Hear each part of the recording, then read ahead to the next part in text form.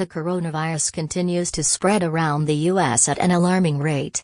What's not spreading, however, is trust in our institutions to adequately control and provide facts surrounding it. So when a world leader like President Donald Trump says he's tested positive for COVID-19, it makes sense that a portion of the American electorate don't believe him. We're going to have a lot of trouble confronting the problems of our reality if we can't agree on what that reality is, Pete Buttigieg, the former Democratic presidential candidate and mayor of South Bend, Indiana, tells USA Today in a recent interview. His new book, Trust, Live Right, 223 pp., out Tuesday, details the decline of trust in the U.S. both domestically and abroad, and ways we might be able to get it back. Trust by its very nature is also an act of vulnerability, Buttigieg says. In order to get through the divisions we have in our country now, we need to make some down payments on that kind of vulnerability. President Trump has COVID-19, a timeline of his travels leading up to a positive coronavirus test. Buttigieg echoed former Vice President and current Democratic presidential candidate Joe Biden and running mate Senator Kamala Harris, D. California, wishing the president well. In addition to the president and First Lady, White House cases have grown in recent days. I was troubled to hear it, and I hope that the president and First Lady recover quickly, he says. The bigger issue is that our ability to solve any problems together, especially ones that require cooperation, such as defeating a pandemic, really do depend on having a high level of trust. Many of the countries that have had the most success dealing with the pandemic have much higher levels of social trust. Buttigieg wanted to write this book to start conversations as Election Day approaches about the work needed as a country to establish more robust social and political trust.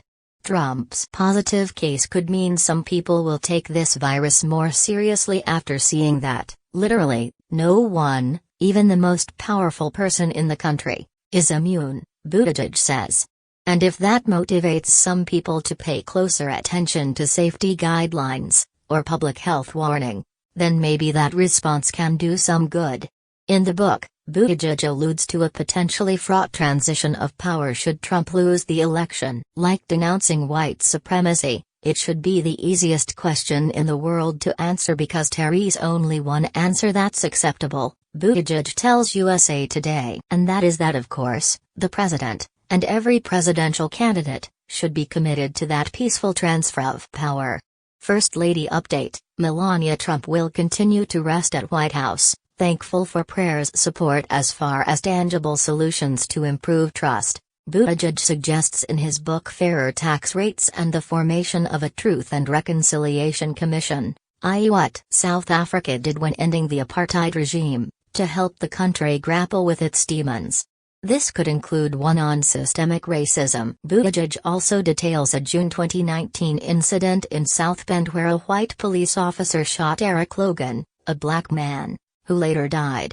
The officer's body camera was not activated at the time and he faced no charges. Buttigieg knew part of his job was to address what happened and to try and build trust outside of the specific tragedy. A year later, after the death of George Floyd, a black man who died while being pinned by a white Minneapolis police officer, the nation would undergo its own, much larger reckoning. When it comes to the broader patterns of systemic racism, I consider myself someone who has been exposed, as we all have, to something toxic, and we need to confront that and recognize it, he says. I think part of why it's difficult for many white Americans with good intentions to really make the changes that need to happen is the idea that carrying any kind of bias is a character flaw that makes you a bad person, when, honestly, it's something that all of us are susceptible to.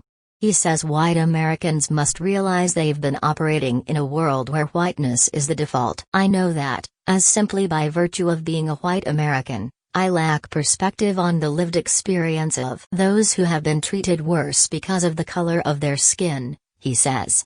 Michael Harriot, senior writer for The Root, took Buttigieg to task late last year on the subject. The color of our skin evidently gives us a different outlook on trust. We need to recognize where trust has not been placed equally in Americans by institutions, he says. It's not just how we trust institutions, it's how institutions trust us. People of color and Black Americans in particular have been trying to be heard for a very long time on the consequences of living in a country that failed to trust them with presumptions of dangerousness that make everyday life harder. Decolonize your bookshelf. Little libraries, book boxes promote conversation about race in America. Buttigieg was the first out gay man to run for president from a major party. Since his historic campaign fell apart during the primaries, Buttigieg has been busy working to help Biden get elected. That's been everything from speaking to reporters and stations in swing states to helping to raise resources, encouraging other surrogates and my own previous supporters to do the same, he says.